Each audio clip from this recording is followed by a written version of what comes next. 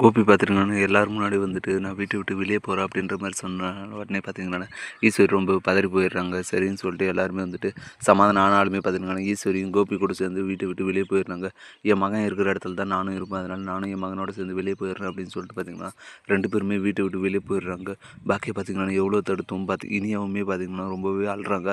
ஆனால் இருந்தாலுமே பார்த்தீங்கன்னா ஈஸ்வரி பார்த்தீங்கன்னா யார் பேச்சும் கேட்காம கோபி கூட கிளம்பி வெளியே வந்து தனியாக ஒரு ரெஸ்டாரண்ட்டில் தங்கிட்டு இருக்காங்க.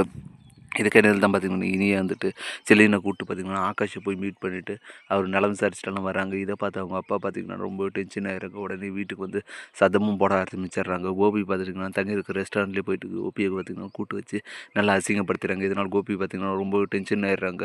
இதுக்கிடையில் தான் ஈஸ்வரி பார்த்தீங்கன்னா மனம் வந்து ரூமில் படுத்துட்டு இருக்கும்போது தான் பார்த்தீங்கன்னா பாக்கி அவங்க வந்துட்டு ஏன் தான் இப்படி வீட்டு விட்டு வெளியே வந்துட்டீங்க, எதுக்காக இப்படி பண்ணுறீங்க அப்படின்னு சொல்லி கேட்க, என் மகன் இருக்கிற இடத்துல தான் நானும் இருக்க முடியும். அவன் இது கடைசி காலத்தில் தனியாக இருப்பான் இல்லையா, நான் போய் சேர்ந்ததுக்கப்புறம் என் மகன் தனியாக கஷ்டப்படுவான் இல்லையா, அதனால தான் நான் அவங்க கூட சேர்ந்து வந்துட்டேன் அப்படின்னு இருக்கிற கொஞ்சம் காலத்துக்காக நான் அவங்க கூட சேர்ந்து வாழணும் அப்படின்னு சொல்லி நினைக்கிறேன் அப்படின்னு சொல்ல, உடனே இது கேட்ட பாக்கிய பார்த்தீங்கன்னா ஏன் அத்தை இப்படியெல்லாம் பேசுகிறீங்க, அவங்க பசங்க ரொம்ப நல்லவங்க, அதுவும் இல்லாத ரொம்ப நல்லா வளர்ந்துருக்காங்க. அதுவும் கோபி கடைசி காலத்தில் தனியாகலாம் ஒன்றும் கஷ்டப்பட மாட்டார். கண்டிப்பாக அவர் கஷ்டப்படுற நிலமையில வந்துட்டு பசங்க விட மாட்டாங்க. கண்டிப்பாக உதவி தேவைப்பட்டு வர நேரத்தில் எல்லாருமே பார்த்தீங்கன்னா அவங்க அப்பாவை நல்லபடியாக பார்த்துவாங்க.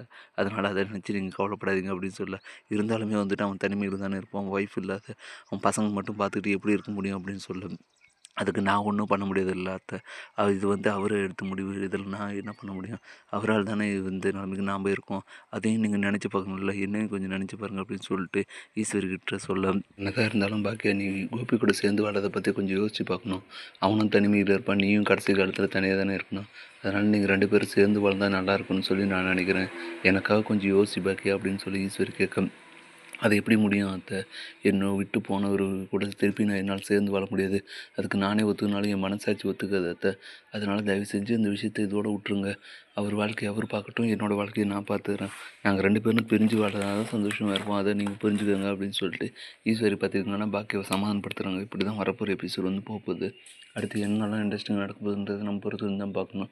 மேலே இது போன்ற அப்டேட்ஸ் தெரிந்து கொள்ள மறக்காம நம்ம சேனலை சப்ஸ்கிரைப் பண்ணுறேங்க. கூட பெல் பட்டனை அழுத்துங்க. அப்போ தான் நான் போடுற ஒவ்வொரு வீடியோ உங்களுக்கு நோட்டிஃபிகேஷன் வரும். தேங்க்யூ.